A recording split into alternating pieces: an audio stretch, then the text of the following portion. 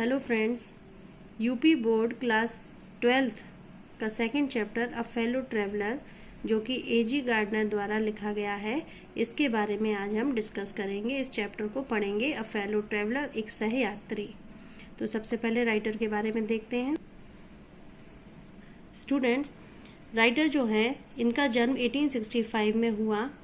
ये एक अंग्रेजी पत्रकार, संपादक और प्रसिद्ध लेखक भी थे। अल्फा ऑफ द प्लग ये उपनाम इनको मिला था, इस नाम से ये जाने जाते थे। इन्होंने द डेली न्यूज़ में 17 वर्षों तक एडिटर के रूप में काम किया।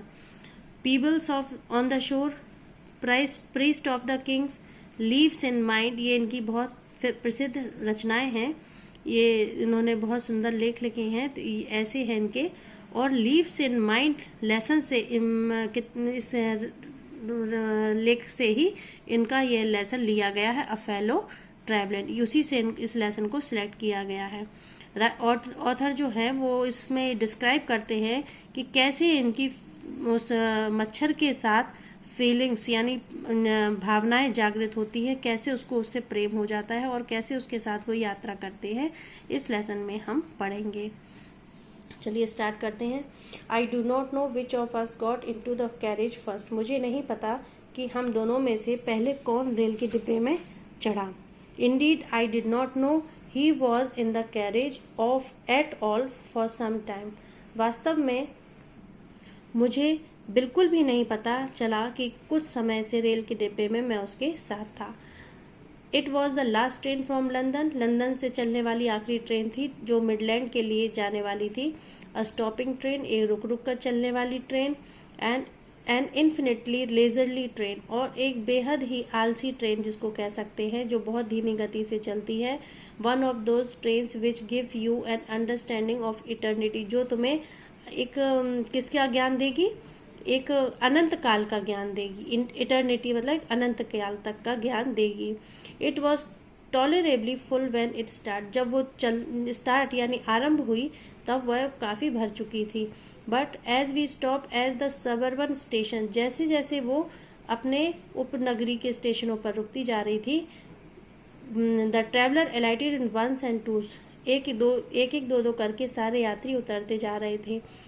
And by the time we had left the outer ring of London behind, और जिस समय हमने लंदन की बाहरी सीमा को पार किया, I was alone, मैं अकेला था। और rather I thought I was alone, या फिर मैंने ये सोचा कि मैं केवल अकेला रह गया हूँ। There is a pleasant sense of freedom about being alone in carriage, अब मैं उस रेल के डिब्बे में अकेला जब मुझे महसूस हुआ तो मैं बड़ा ही सुखद अनुभव कर रहा था। In a carriage that is jolting noisily through the night, जो रात्रि के समय जो ट्रेन चल रही थी वो बहुत झटके लेती हुई जा रही थी, तो मैं उस आवाज़ को सुनकर बड़ा सुखद महसूस कर रहा था।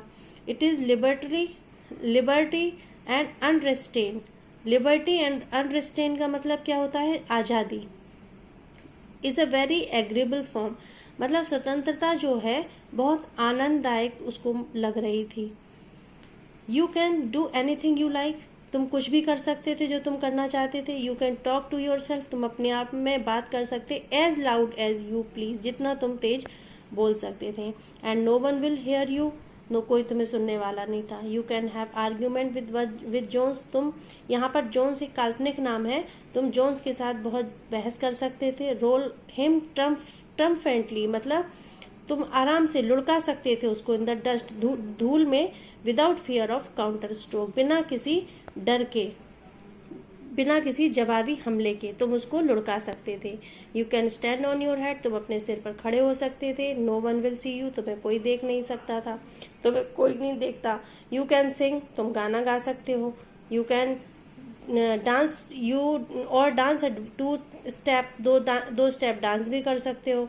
और practice of golf stroke, golf प्रहार करने की प्रैक्टिस भी कर सकते हो। और play marbles on the floor without let और हिंड्रेंस, और बिना किसी रुकावट के, बिना किसी बाधा के तुम फर्श पर कंचे भी खेल सकते हो।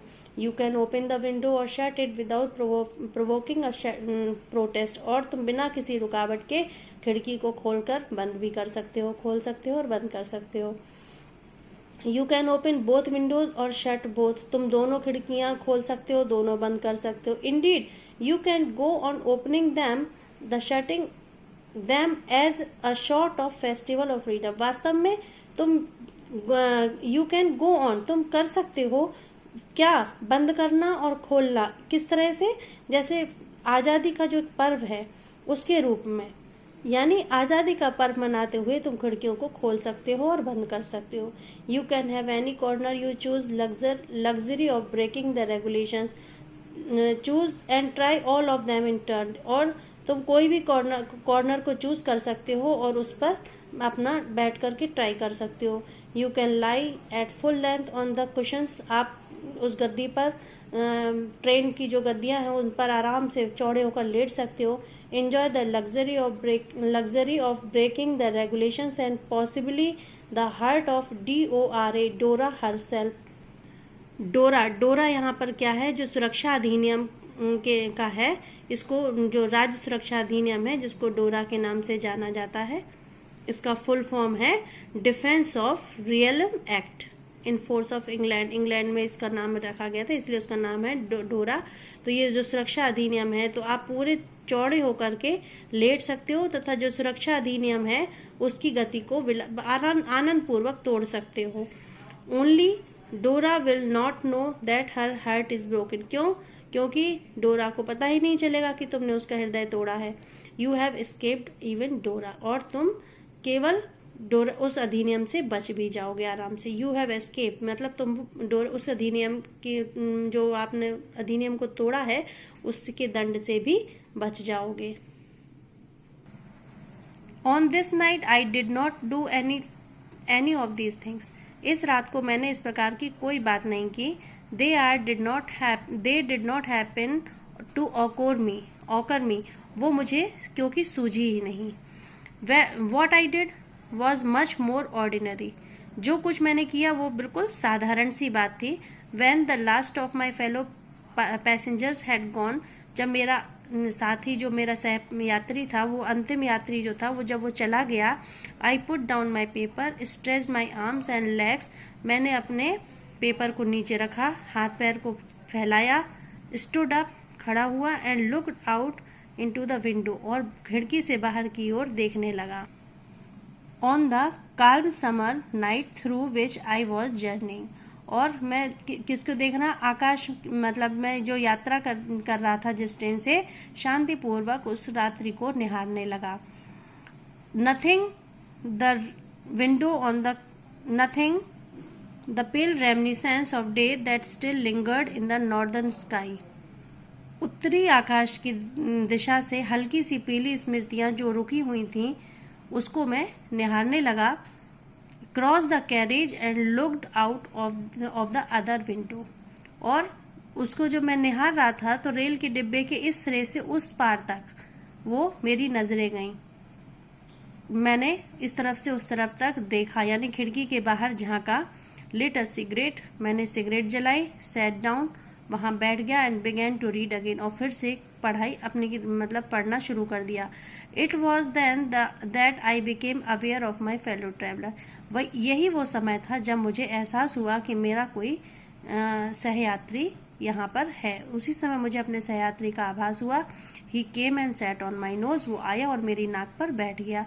ही वॉज वंस और to those wingy, he was one of those wingy, ये उनमें से था जो मतलब उसकी नाक पर आकर जब वो बैठ गया तो उसके पंख के प्रहार, उसके पंख कैसे थे, wingy, nippy, intrepid insect that we call, हम उसे क्या बुला सकते थे, कैसा इंसेक्ट था, कैसा कीड़ा था, मतलब पंख वाला, तेज, निडर कीड़ा था।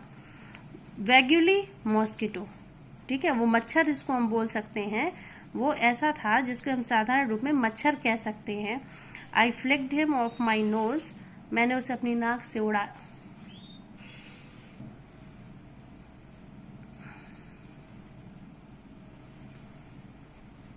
And he made a tour of the compartment, उसने पूरे कंपार्टमेंट के चक्कर लगाया। इन्वेस्टिगेटेड इन दीज 3 डायमेंशन, और उसने तीनों दिशाओं में मतलब निरीक्षण किया। विजिटेड ईच विंडो, हर खिड़की के पास गया। फ्लटर्ड राउंड द लाइट, और लाइट के पास जाकर फड़फड़ाया। Decided that there was nothing so interesting, जब उसने निश्चय कर लिया कि कुछ भी मनोरंजक नहीं लग रहा है, as that large animal in the corner, तब उसे मैं उस कॉर्नर में एक जानवर की समान दिखाई दिया कि बड़ा सा जानवर एक मैं ही बैठा था। Came and had look at my neck, आया और मेरी गर्दन को निहारने लगा। तो आज के वीडियो में हम इतना ही पढ़ेंगे और इसका आगे का पार्ट हम नेक्स्ट वीडियो में पढ़ेंगे। आप लोग बुक में उठा करके इसको रिवाइज कीजिए और सारे बच्चे लेसन को पढ़ने से पहले वर्ड मीनिंग जरूर देख लें। मिलते हैं हम अपने नेक्स्ट वीडियो में। Thank you very much.